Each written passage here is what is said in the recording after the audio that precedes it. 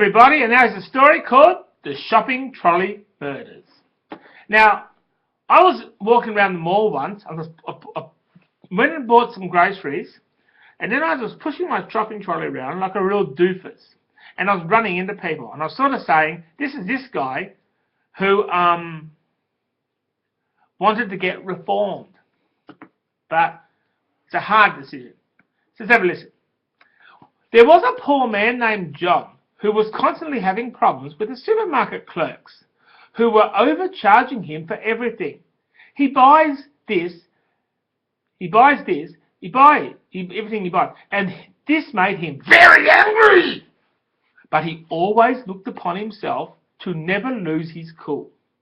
But one day he met an assassin who has the same problem with people in the shopping centres because he is poorer than him, and believe me, that meant a lot. And he and John sat down and planned to do a very evil deed, but neither of them knew what they could do, so they kept on passing each other suggestions, and suddenly they came upon an abandoned trolley which was left outside their house by another resident, and originally they tried to abuse the resident. And John suddenly had an idea where if they put a machine gun on the front of the trolley and find it well, so they can get it into the supermarket without people seeing them. Maybe they could kill everyone in there, and if that worked, they can go into another supermarket where they can do the same thing there. And then they try to avoid being arrested by the police by changing their names. The assassin said that it wouldn't be easy because people would know that there is something suspicious for the first time. And John said, we have to plan our moves and tread carefully. And the assassin agreed to help him undergo the terrorists' attack on the supermarkets of the city.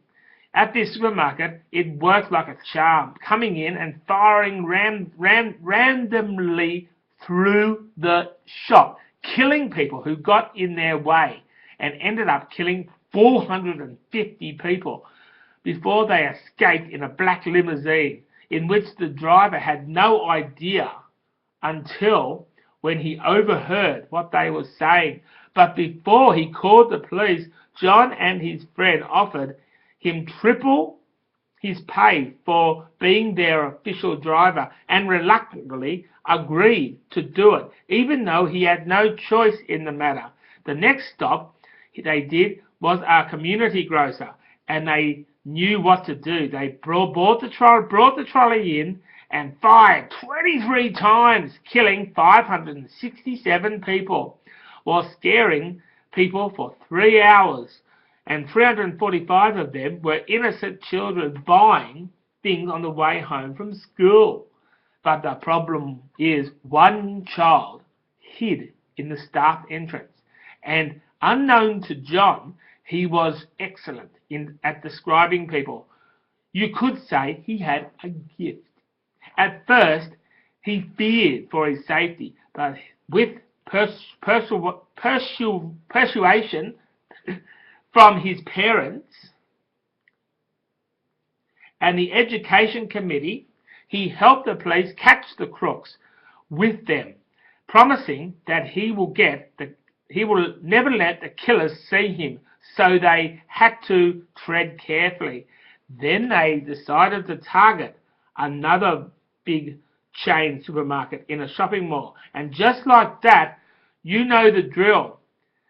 He fired his trolley gun and killed the checkout staff one by one, and then killed 234 customers, including the intellectually disabled shopper buying his weekly food.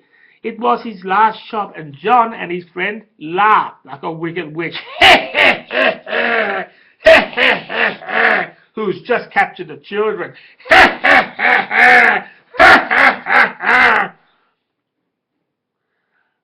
This was looking bad for the cops, as they are having problems catching these crooks because they are arriving in a different car and a different entrance. Even the kid's parents told them to keep his kid out of it. This is a very dangerous crook and my son's life's at risk. The next shopping centre was an Aldi store and then opened, fired and killed 123 of the customers with the gun on the shopping trolley. And the checkout staff refused to open it, hoping it will end. But they killed them as they blasted through the checkout, killing any staff or customer that got in their way. And the death toll got bigger. And the police were arguing with each other. Oh, how are we going to fucking get this crook? How are we going to catch them? Oh, fuck. Why don't you fucking try to look after yourself? Why don't you study look after yourself? Come on. They were arguing with each other about how they're going to catch them. 3 days later, the assassin had to go overseas to see some people. Meanwhile, leaving John feeling insecure and decided to watch a bit of television. And the news was on with the time being 6 p.m. and they were telling him every news bulletin. And then he noticed about a young boy who witnessed his attack at his local shops. And it didn't worry him at all because he thought he was just a kid. But when the news said he has a gift, that he could describe what people look like, and they also said he had a long enough look at the terrorists to be able to recognize them, and John went straight to the phone and rang the assassin and he told John to take care of him in any way that you see that is right, even if you have to kidnap him, he said.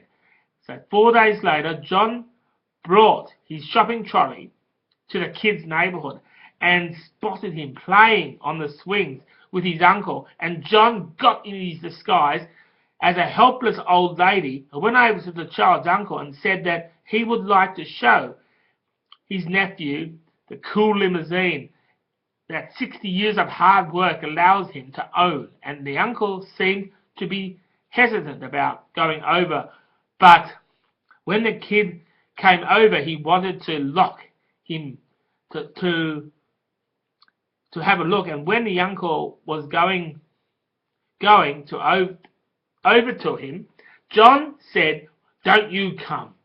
I just want to show your nephew." And when he got closer to the car, he told the kid to put his head in to have a look at the spare tire. And then before anyone could notice, he shoved the kid in the boot and drove off towards the west side of town. The kid was screaming from the boot, yelling out things like, "Help me! Help me! Kidnap! Kidnap!" But no one could hear him. And when his uncle turned around, because he wondered why it was taking so long, he noticed that his nephew was gone, and he started to panic. The boy's family were furious with the uncle for trusting his old lady, because what is so important about a limousine anyway?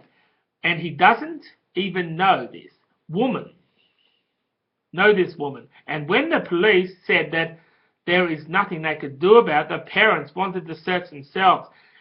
But the police said, let them do the work, because this man is dangerous and we don't want to take any chances. And the parents backed off, but they still started to panic because they feel their son was about to meet his doom. The assassin came back 2 days later, and when he saw the kid, they decided to take him to the farmhouse and bury him alive in an old graveyard. Then, John said that how about we blast him with the stupid shopping trolley, mate? And he said no. And then he said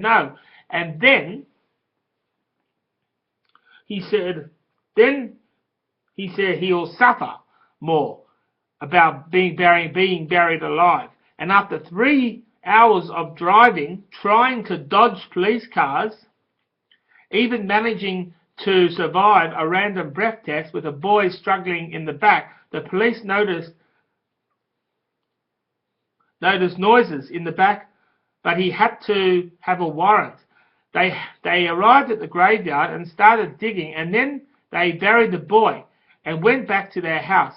And the next day, they did the next attack on a centre in a rich suburb and ended up killing 354 people and 280 children. And the parents were furious with the police when they found out on the news that the police heard a noise in the back of a limousine and they didn't investigate. What really happened though, I reckon these people actually got into jail for all that and they ended up suffering for life imprisonment. They were shopping trolley murderers. They got a gun, put it in the end of a shopping trolley and they killed.